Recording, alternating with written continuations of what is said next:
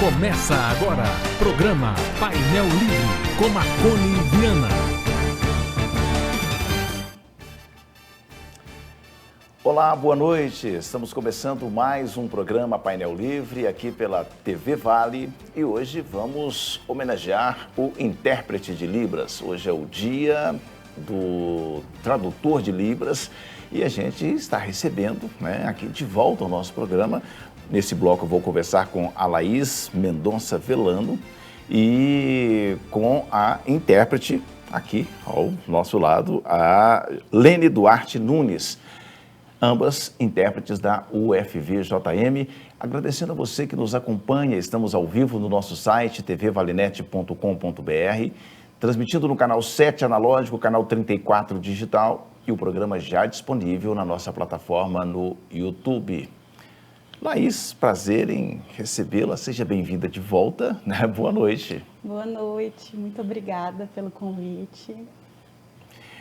Pois é, então, você podia contar para a gente um pouco sobre o papel do intérprete de Libras, e sua importância na inclusão social e educacional?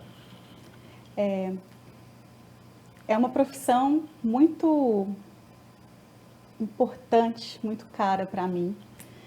E socialmente, a pessoa, o intérprete de Libras é a pessoa que promove essa mediação da comunicação entre a pessoa surda e a pessoa ouvinte. E é muito interessante pensar que normalmente as pessoas elas falam assim, o surdo precisa do intérprete de Libras, mas na verdade os dois precisam do intérprete de Libras, o ouvinte e o surdo precisam do intérprete de Libras, porque o ouvinte ele não sabe a Libras também. Então normalmente quando ele procura o serviço, ele procura assim, eu preciso porque vai ter um surdo lá. E na verdade vai ter muita gente envolvida, vai ter o surdo conversando com os participantes ouvintes. E eu acho que socialmente a gente tem que começar a desvencilhar dessa ideia de que o surdo é a minoria dependente, sabe? A gente tem aí uma língua, duas línguas envolvidas, no nosso caso o português e a Libras, e pessoas querendo se comunicar que não sabem a língua da outra. No caso do surdo seria o português escrito, Mas assim, envolvendo duas línguas em que as duas pessoas envolvidas precisam do serviço do intérprete de Libras. Então, socialmente, assim, esse profissional ele tem esse papel mediador entre duas línguas e entre duas culturas. E deixa eu fugir um pouquinho aqui da nossa pauta. Como você se envolveu com Libras? Normalmente, como as pessoas se envolvem? Normalmente é alguém da família que precisa, Normalmente é alguém da família, normalmente filhos de pais surdos tendem a buscar essa profissão. Muitas pessoas chegaram na Libras através da igreja, fazendo esse acolhimento, de maneira voluntária e assistencialista no espaço das igrejas, para as pessoas surdas que frequentam. Amigos, em geral. A minha história ela é um pouquinho diferente da trajetória da maioria, porque eu cheguei na via acadêmica. Na minha primeira graduação, eu fiz uma disciplina de Libras e vi que era uma área interessante, uma área com muito espaço para pesquisa e para atuação. E falei, vou investir nisso. Num primeiro momento, até mais para pesquisa do que para atuação, e acabei gostando mesmo. E me envolvendo com um procedimento técnico mesmo do interpretar e do traduzir, me identificando com isso e querendo buscar me profissionalizar e trabalhar mesmo. Tanto você como a Lene, que está interpretando lá de cá, interpretando para a gente aqui, fazendo a tradução simultânea, são intérpretes da UFVJM. Quais são os principais desafios que vocês enfrentam no dia a dia como intérpretes, especificamente lá na Universidade dos Vales do Jequitinhonha e Mucuri?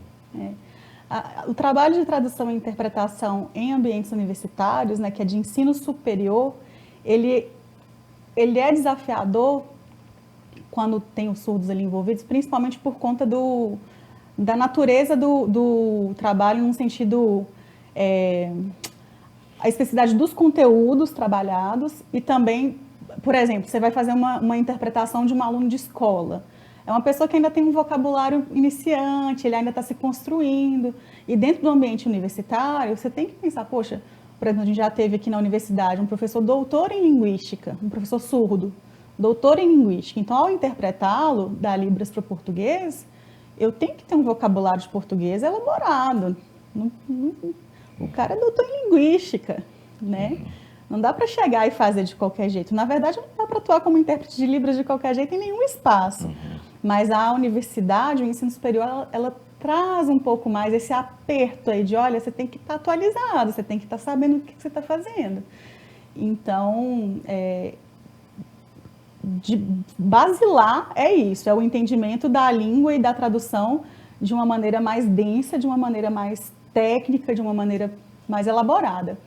No dia a dia da universidade, a gente tem um desafio que é muito similar ao que acontece na sociedade, que é que as pessoas compreendam o nosso trabalho e procurem o nosso trabalho. Então, por exemplo, o serviço de tradução especificamente, que é um serviço que a gente tem para ofertar, ele é pouquíssimo procurado dentro da instituição. A gente tem a diretoria de comunicação, que nos procura com frequência, mas vindos de outros lugares, de outras unidades, é pouco.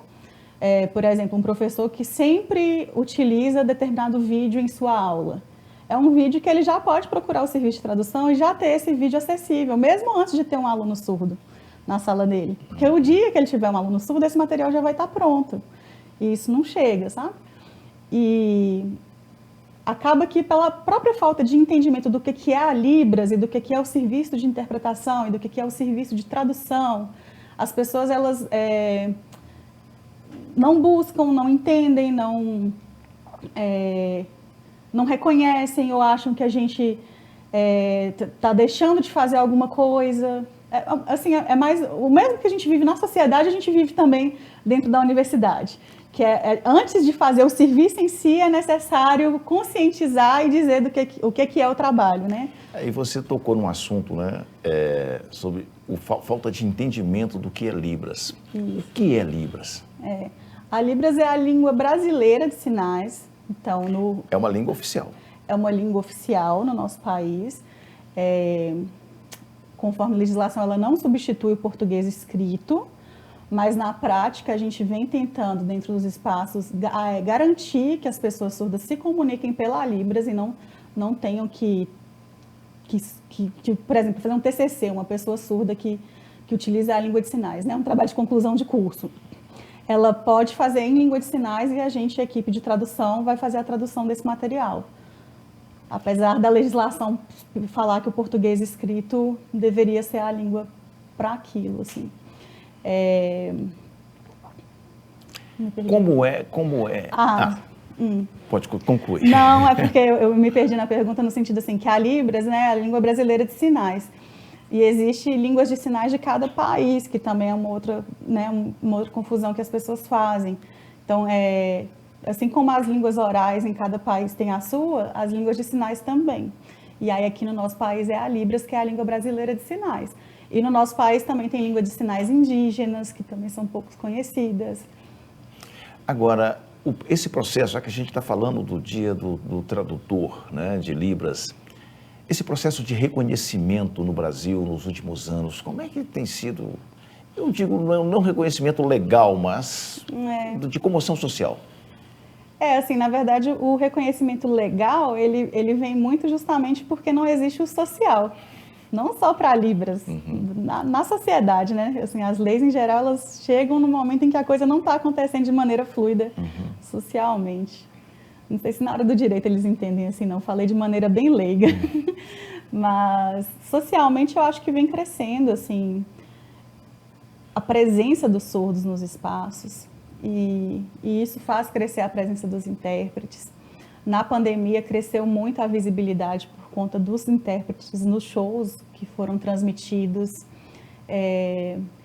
E por conta da própria legislação também, que deu um prazo de 10 anos e se encerrou em 2016, que teria que ter nos espaços públicos a presença de intérpretes de Libras. Isso também fez crescer a presença desse profissional nesses espaços e a visibilidade da profissão. Mas uma coisa é ter a presença, outra coisa é ter o reconhecimento social, sabe? Então, assim, ainda é uma profissão muito estereotipada, digamos assim, né? Porque tem as características próprias da Libras na maneira de se expressar, e aí as pessoas ridicularizam mesmo, fazem memes. Assim, eu não vejo um problema nisso, assim. Acho que toda profissão passa por isso, né? A gente está aqui conversando, de repente alguém faz um recorte da gente e vira meme. Hoje em dia acontece essas coisas. Mas é ter o limite, né, entre estou fazendo uma brincadeira, mas ao mesmo tempo eu entendo o que é e a seriedade do trabalho. E aí está o desafio, assim, do trabalho ser visto com seriedade, né? Mas hoje, se a lei fosse cumprida ao pé da letra, todas as emissoras de televisão, os vídeos, as transmissões de internet, os espaços públicos, teríamos profissionais suficientes para poder atender?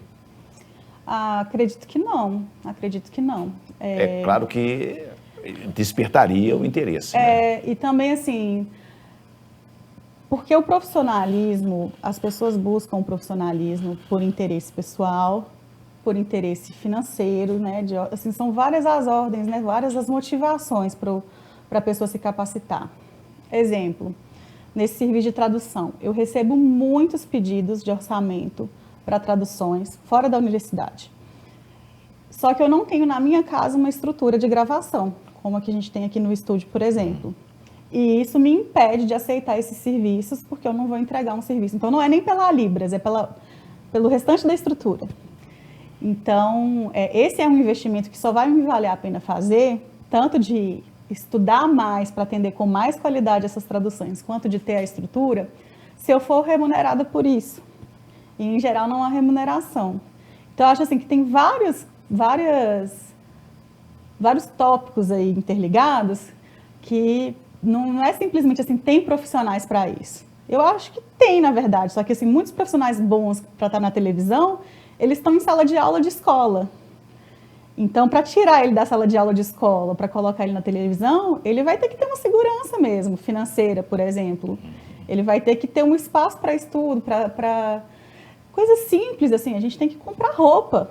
A gente tem uma profissão que é vista, que a sua imagem está ali. Então, você vai trabalhar na televisão, é muito diferente de trabalhar todo dia em uma escola, por exemplo.